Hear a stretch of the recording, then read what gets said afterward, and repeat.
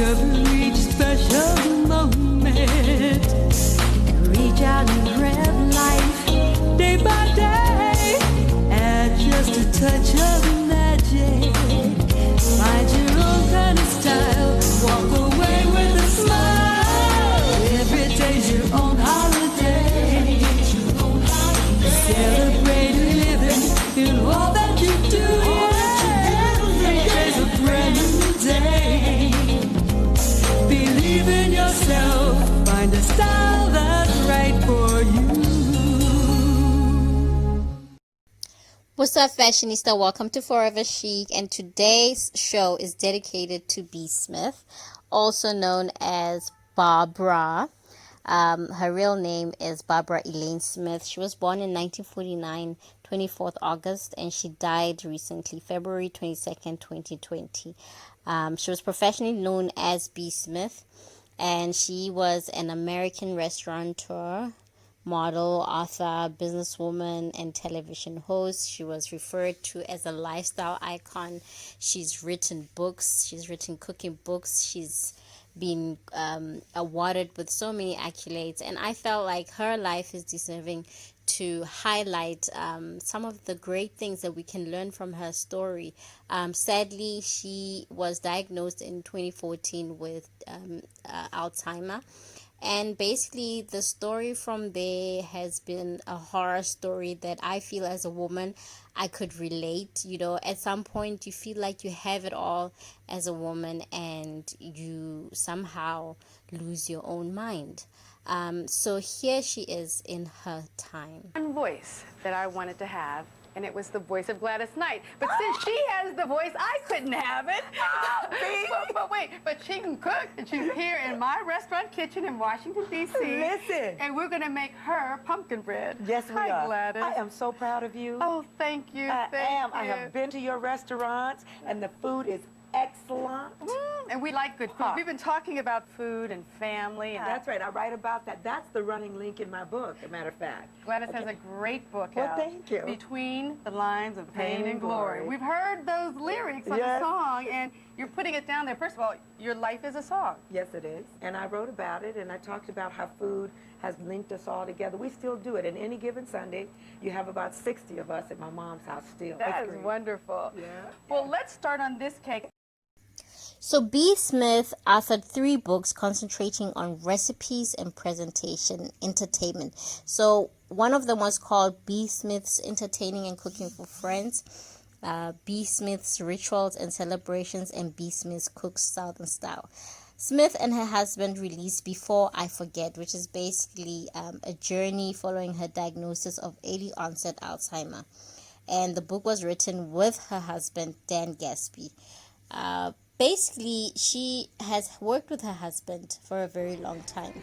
Hey y'all, The got a minute? You got time for a inspiration quick of buzz? I her am work out and her decor shopping in her today, restaurant basically and I was looking for some encouraged her aprons, but to shout develop out her to the own B. home Smith collection, collection, which debuted holding at Bed strong. Bath and Somebody Beyond in recommended I spring come in 2001. Bed She Bath also and launched a line Beyond of serveware to in find some 2004, aprons, and in spring and I 2007, am Smith debuted always her first excited when I furniture see a collection with sister the Lazy Boy on the aisle. company. So look at this. I really love this So you caddy, can tell that which she is this is right such here. a It's only pioneer. She was really $20. ambitious, And then, and of she course, really went for her look at dreams. that. Everything I'm that she telling was you. putting her So mind all of and you that have to ideas buy into wedding gifts, was shower like gifts, magic. You know, she housewarming succeeded in everything. presents, And think by about the time B. she died, I Smith. think she was I really like her net this. worth was around We may 20 have to million. get that. And I unfortunately, really like because that. she developed Alzheimer, most of the I restaurants was that she looking at the started cups. There- had that's to close that. down. So I did Everything looks so mention good. earlier that Dan and herself wrote a book together. This is an extract from the book. It says, "I'm Barbara's cut man and she's my cut man. A cut man is the guy in the corner of the boxing ring who cleans up fighters and sends them back to battle. We'll always be in each other's corner. Before I Forget." And the whole idea obviously was to try and share with everybody else their journey with this disease, because obviously she became a different woman and she had forgotten most of the things the person or the woman that he had once married was no longer there. And that is understandable. They made such a great team. They look great together. And you can tell the love is there. So unfortunately, what then happened after that was Dan later met a woman who basically could understand what he was going through, because he met Alex Lerner, and this woman was dealing with Alzheimer with the father, and somehow they connected through that. So at the same time, you see this man who has worked hard to bring attention and awareness to this sickness or this illness of Alzheimer's. But however, it's very conflicting when you see his actions after that. Having had the guts to basically bring another woman into his house while B. Smith is in it, and while she is suffering from Alzheimer. So it got a lot of people angry, and it's obviously understandable, because this is an icon. She was once a TV personality. She's loved by everybody. She's known by the entire world. So everyone was really confused when Dan decided that he's going to go on national TV, CNN, The View, and do all types of information sharing about the fact that he and his new mistress, he calls her the girlfriend, here they are. So they basically went out, and she moved into the house while B. Smith was in it. And these were pictures that were being shared. You can go to his Instagram, the Facebook page.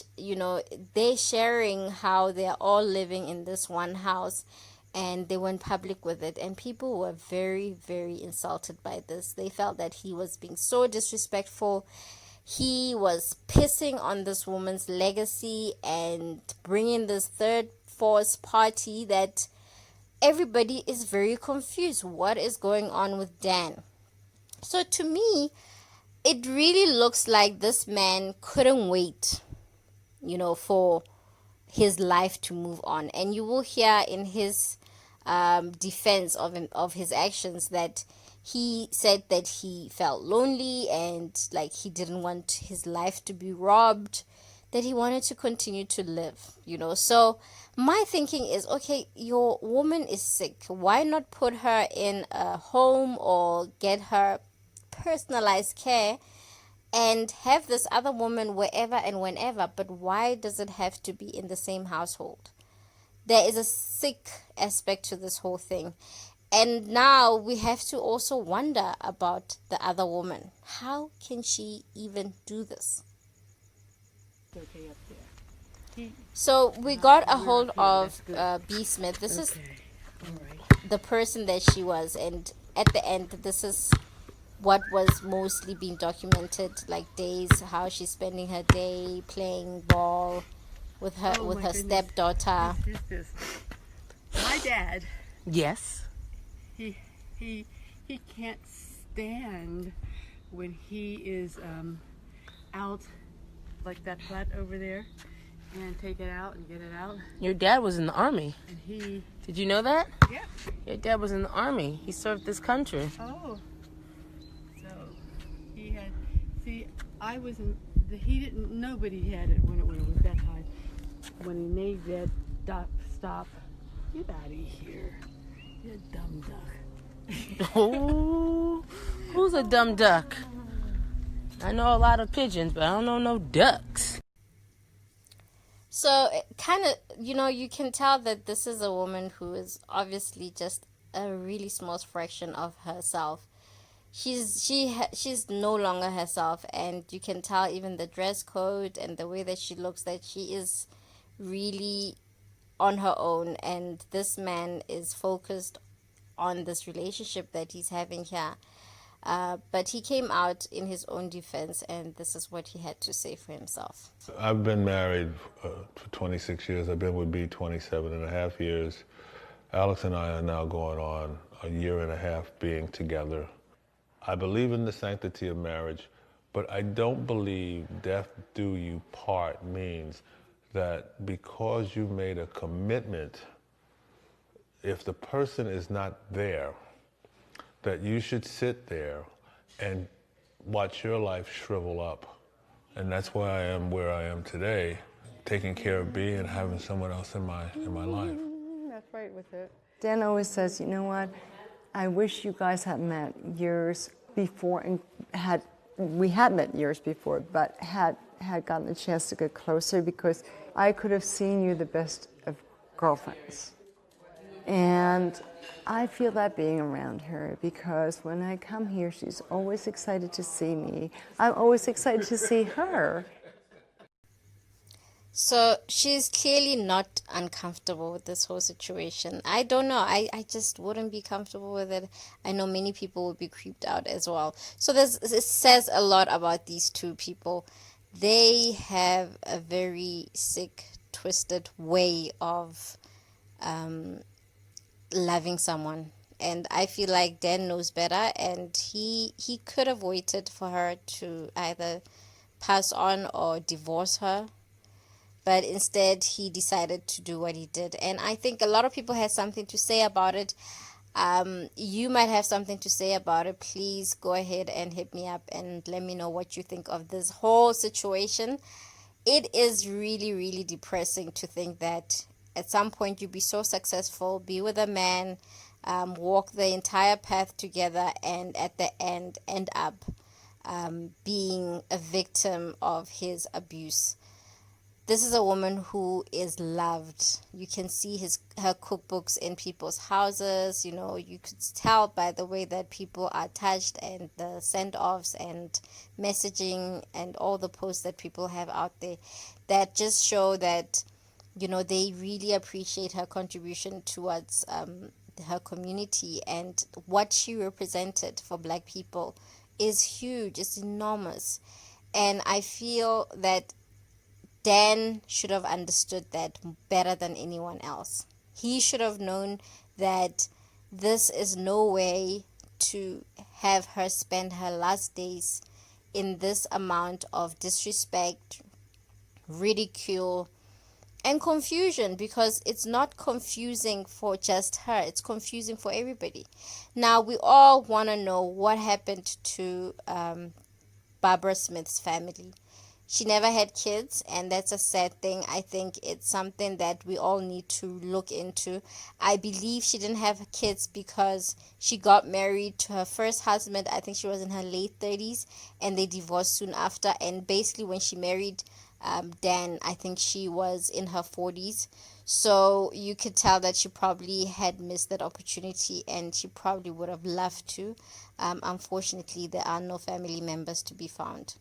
What a sad story.